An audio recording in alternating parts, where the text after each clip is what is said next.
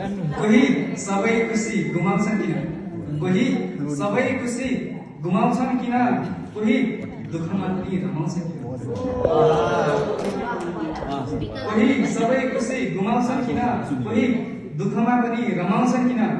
हुन त सर्वस्व नै गुमिसकेको हुन्छ तर पनि आफ्नो हक जमाउँछन् किन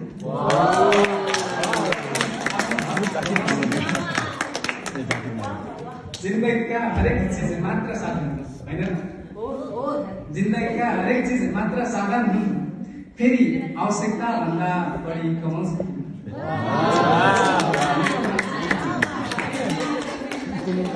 स्वयं असक्षम छु भन्ने थाहा हुँदा पनि पावरकै भरमा ठुलो पद समाउँछ किन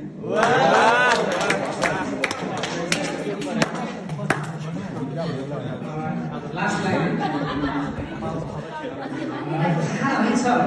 थाहा